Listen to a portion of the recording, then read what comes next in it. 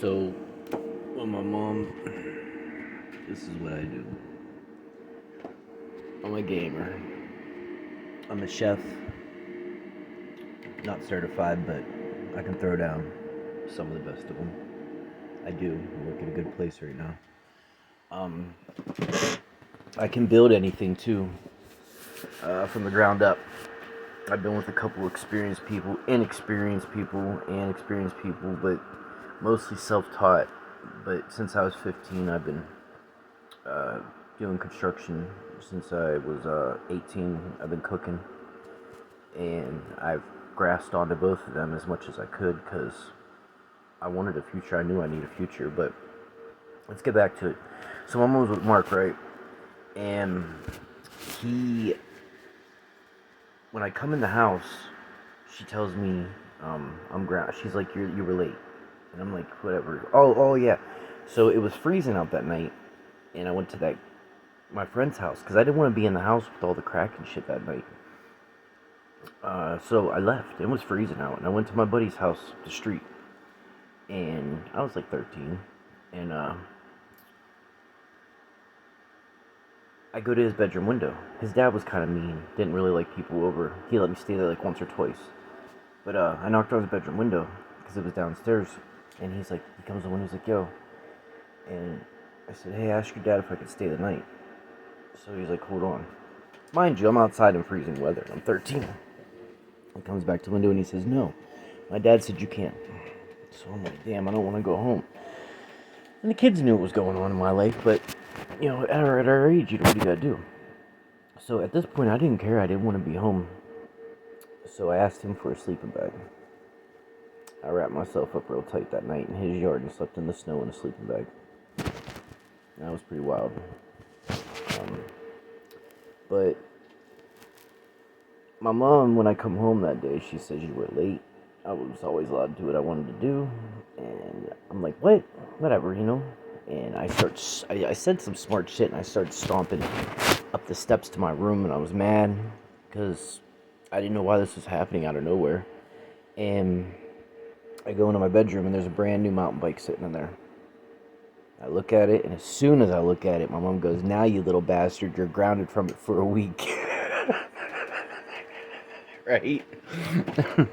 So, I'm mad, but I got this bike.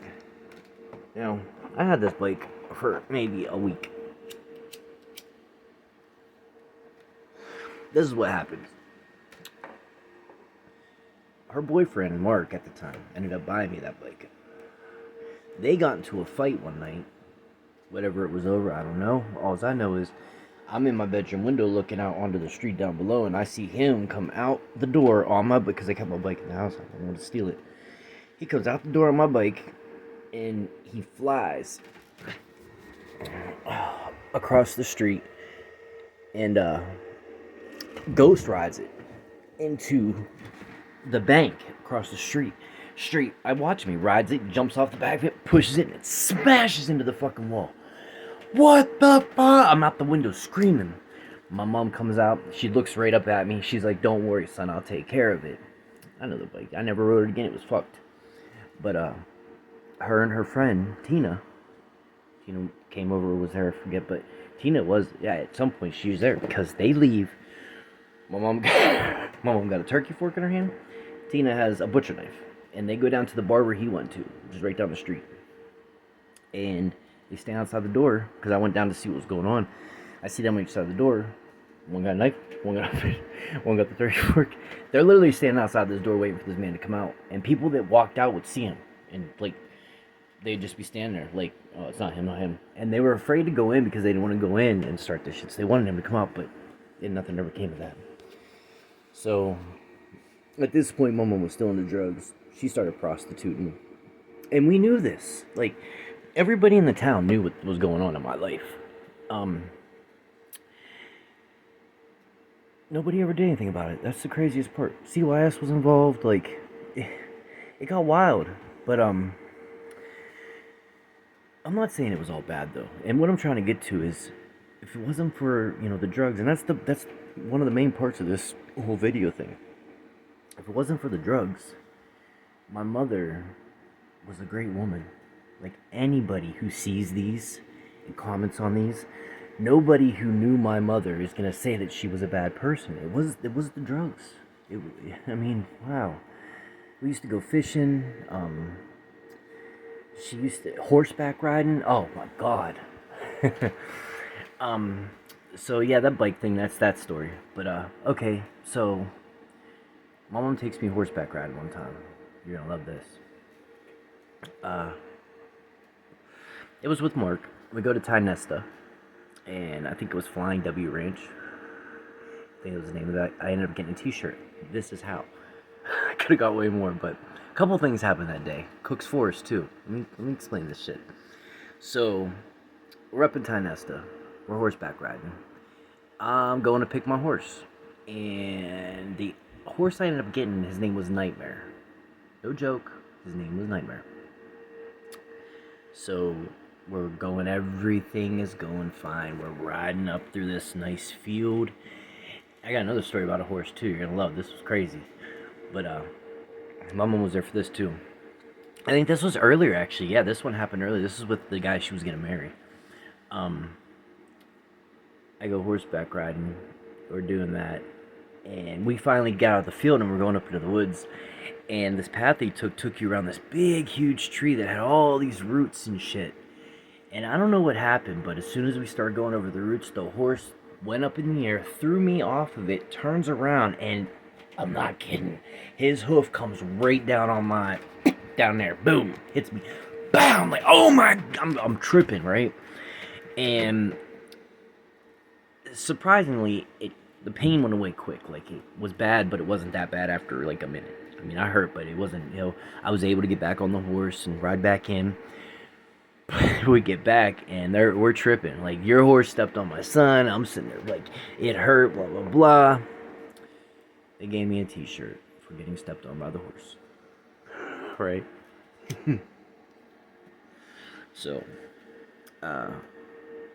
we're leaving. I got this yellow T-shirt that says Flying W Ranch on it. Like, I really want to remember that place, but because it ended so fast, we get on the ride. As soon as that happened, we come back. Everybody's like distraught about it, so it wasn't really great, But I got the shirt. We leave.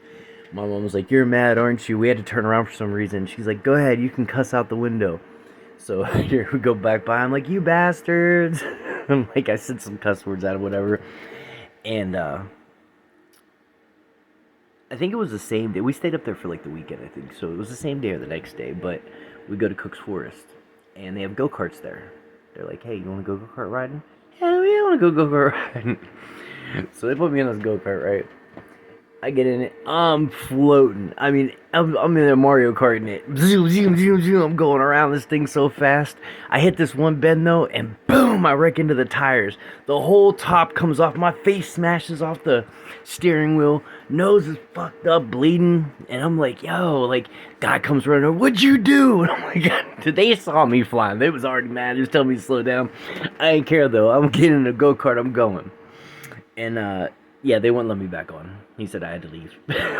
So that was the end of that. But that was a great time too. And yeah, like, she wasn't a bad woman. It was the drugs. It was the drugs. And which that's always the case. But this end result, what we're getting to,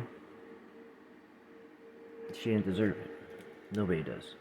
That's why I want this out there. It's been 23 years since she's been murdered. I've come up with what I think happened. I'm pretty sure I'm right. And we're gonna get to that. So, just stay up with me here. I'm just seeing if I can remember anything around that time too, because them were good times. I remember them. Oh, the other horse. Here we go. So the guy she was gonna marry, he ends up taking us to Indiana for the weekend, a couple days, whatever. We stayed at his aunt's house. They have a horse ranch. Beautiful horses. One day, we're outside, and there's this little pony. I mean, he's kind of big, like, just maturing, whatever. He's a pony. "Hey, you want to ride the pony?" "Hell yeah, I want to ride that pony." Like, genuine. So, that sounded weird, I know, I'm sorry. Anyways, I did. I wanted to ride the pony. So I get on it, and they're like, he's being trained, so just tap him in the sides of your feet and he'll go. Just hold on. They said, don't kick too hard or he'll start running. All right? So I know you guys only got a couple videos. I said I was bad as a kid, but let me just tell you, I got about 50 yards from them, and I kicked the sides. This guy takes off. I'm holy shitting it the whole way up into this field. I'm like, whoa, yo, stop. He only took me about 100 yards, but it was fast, it was furious, and then he stops. And I get him to turn around. They told me pull the reins which way and stuff, and I get him to turn around nice and slow, and I look back, and I'm so far away at this point. They're waving at me like, are you okay? I tap his sides, and he slowly walks me back. What'd you do? What'd you do? I said, I don't know. He just started running. They're like, you kicked too hard. I'm like, I don't know. But I wanted that. I wanted to feel the wind on that horse, and I did. It was fun. I enjoyed it. I enjoyed a lot of times with my mother. And what's sad about this is after she was killed, my brothers were so young that they didn't even get to know her. And he was 5 at the time, but he loved her and she loved him. And now the feelings have differentiated so much. I gotta get into this deep. Okay, so all that happens. So let's get past him now. Done with Dave, done with Mark. She had a boyfriend in the middle of all that. His name was Simon. He ended up overdosing, passing away, but he was cool. I know most of you won't think this is cool, but I remember one day I come upstairs and they're laying in the bed together, and he has a crossbow. He puts a cigarette in it and shoots it at me. It explodes on my chest. I thought it was the coolest thing in the world. Some might call it child abuse, but that's how I lived. You don't understand what my life was like. We're talking guns all the time, drugs all the time, different people all the time. And me, I'm the only kid. I'm the only kid out of all this. Now, there was other kids that would come over randomly, but if I want to go see a friend, I left. I didn't stay there. I left. Alright. We're going to get deeper into this. Stay tuned, please.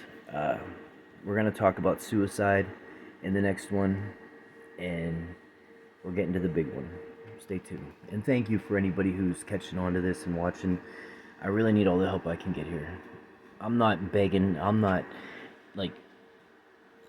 actually trying to make something happen here. So, stay tuned.